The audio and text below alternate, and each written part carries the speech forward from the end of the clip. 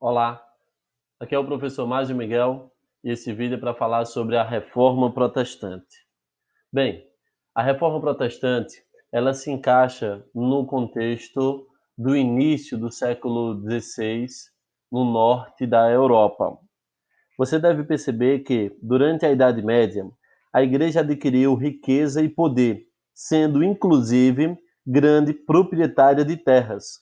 Porém, desde o século XI, na Baixa Idade Média, algumas ações do alto clero católico passaram a ser consideradas abusivas e mal vistas pela população.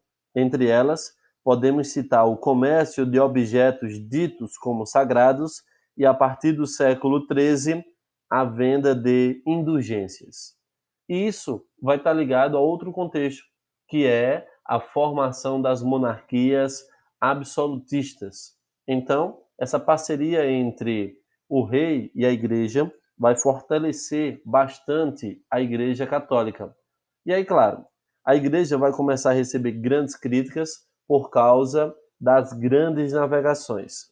Esse fator vai fazer com que o conhecimento da época ele avance e que alguns tabus sejam quebrados. A partir daí, a gente vai perceber o seguinte: a Reforma Protestante, ela foi um movimento de ruptura da Igreja Católica que deu origem a outras igrejas cristãs. Nós temos que a reforma aconteceu inicialmente em 3 países. Nós temos a Alemanha, a Suíça e a Inglaterra.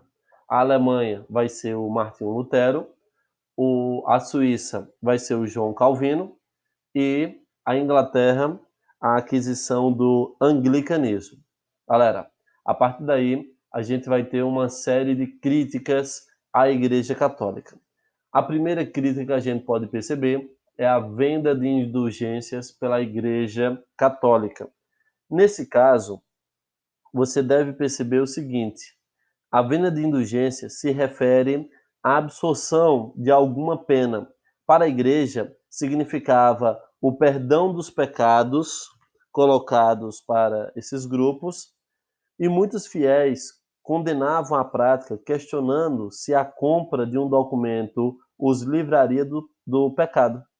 Havia desconfiança de que a igreja estava apenas interessada em enriquecer cada vez mais. Muitas pessoas, no entanto, acreditavam na igreja e, em troca de riqueza e terras, compravam o perdão e garantiam espaço lá no paraíso após a morte. Então, essa era uma das críticas mais ferrenhas feita à igreja.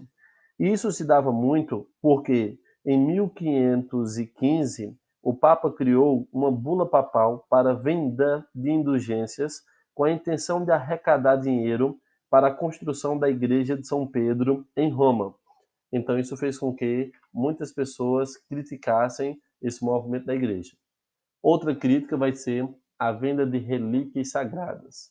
As pessoas começam a vender santos, coisas ditas com magias, proteções e assim por diante. Eu tenho a imoralidade da vida dos padres, bispos e papas, muitos dizendo que eles não respeitavam o voto de pobreza e castidade.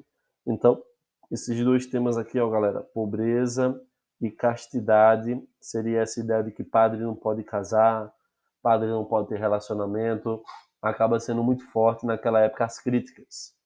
Outro tópico vai ser a liberação da prática de usura. A Igreja Católica proibia. A palavra usura você pode entender como emprestar dinheiro a juro. Ora, a galera rica que emprestava dinheiro a juro recebia muitas críticas pela Igreja Católica, pelo fato da Igreja Católica proibir essa prática. Outra crítica que ela vai receber vai ser essa palavrinha estranha aqui, ó, simonia, que significa vender cargos da igreja, cargos eclesiásticos. Ora, naquela época, você negociava, quem tinha dinheiro, os nobres, tomavam conta do alto clero da igreja. Então, isso acabava trazendo muita insatisfação para a população. E nós temos também a ideia de adoração de imagens. Ao invés das pessoas adorarem a Deus, as imagens, os santos, acabam ficando muito mais importante nesse período do que em outros, tá? E aí, claro, a igreja acaba controlando todo o processo. A gente pode dizer que a igreja controlava a leitura da Bíblia. Galera, olha para essa imagem aqui, ó. A prensa móvel. Ela vai revolucionar esse quesito de domínio do conhecimento colocado para a Igreja Católica. Isso acontecia porque a Bíblia continuava a ser escrita apenas em latim, proibindo que os cristãos tivessem acesso às versões traduzidas de um texto. Em razão disso, a maioria das pessoas não conseguiam ler a Bíblia. Consequentemente, a interpretação dos textos era limitada aos membros do clero. Agora, quando aparece a invenção da prensa, olha, aqui tem duas imagens para representar ela, tá? Ora, essa prensa permitiu acesso a livros, sobretudo a Bíblia. Nesse caso, você deve perceber que essa ideia de reprodução da Bíblia aumentou a quantidade de obras em circulação. Apesar da proibição que a igreja fazia naquela época, as traduções dos textos sagrados para outras línguas cresceram. Muitas pessoas passaram a ter acesso à Bíblia e a interpretá-la livremente, o que resultou no aumento de questionamentos em relação à igreja.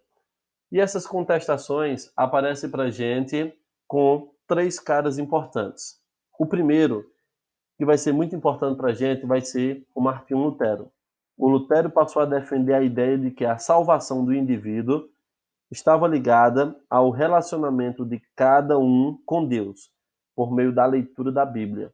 Então veja, ler a Bíblia naquele momento para Lutero era fundamental para que você percebesse.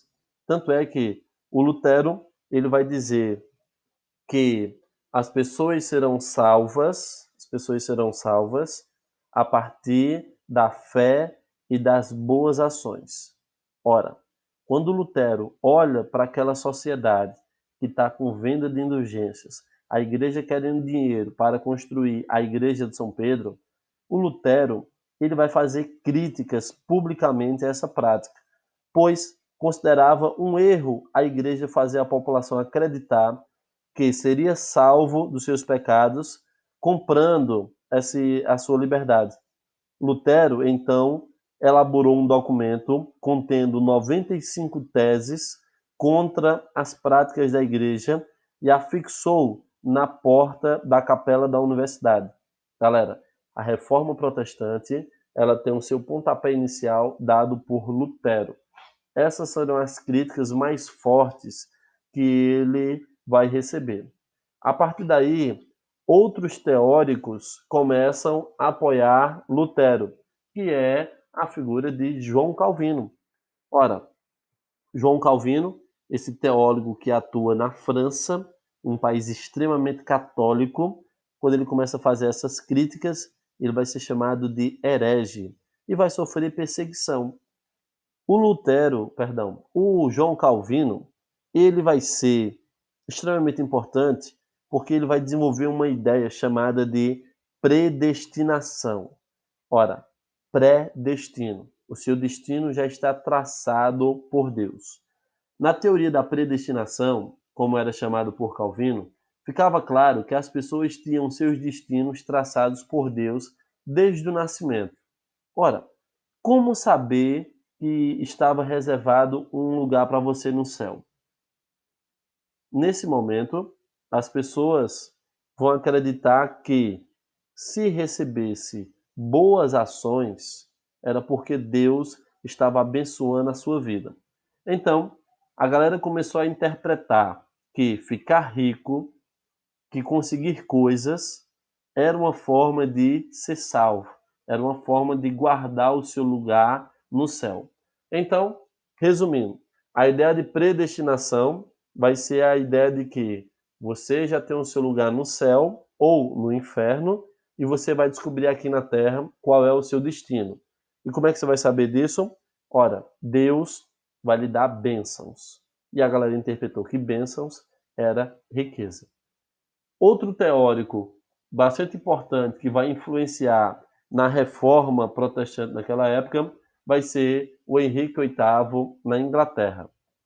Galera, na Inglaterra ocorria uma situação política tensa entre a Igreja Católica e a monarquia. Já há muitos anos, reis ingleses desejavam limitar os direitos do Papa e tomar posse de vários bens da Igreja Católica em território europeu.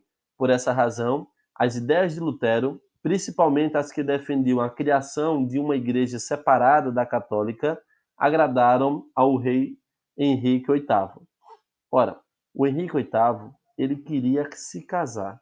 Ele queria pedir ao Papa para anular o seu casamento com Catarina de Aragão, sob a alegação de que ela não havia lhe dado um filho, o qual seria o herdeiro do trono inglês. Desse modo, a monarquia, o monarca, poderia se casar novamente e alcançar o seu objetivo, sendo que o Papa ele não aceitou. Ele não vai dar anulação do casamento para o Henrique VIII. Ora, ele então se junta com o parlamento inglês e vai criar o que nós chamamos de ato de supremacia e vai criar a igreja anglicana. Com essa determinação, o rei Henrique VIII passou a ser também o chefe religioso, o chefe da igreja anglicana, e ele começou a organizar todo esse processo. Ele vai confiscar as terras, os mosteiros e outros bens da Igreja Católica na Inglaterra. E como ele é o chefe, ele vai anular o seu casamento e vai se casar novamente. Então, fica claro você perceber que, naquele momento, a Igreja Católica não está agradando a muita gente por causa dessas práticas que se afastam de Deus e se liga mais ao mundo. A gente então pode falar que os conflitos diretos aparecem da seguinte maneira: a Igreja Católica contra os nobres. Esse vai ser então um dos tópicos que a gente vai ter. Ora, os nobres, eles não aguentam pagar tantos impostos. Eles querem privilégios. Eu tenho também essa relação da Igreja Católica com a burguesia. A burguesia era uma galera rica, então eles emprestavam muito dinheiro a juro. E a igreja condenava a prática dessa palavrinha aqui, ó, usura, tá? E temos também a Igreja Católica contra os reis. A gente sabe que naquele período os reis eles queriam ser absolutistas, isto é, todo o poder concentrado no rei. Então eles iriam desejar conter o rei a todo custo.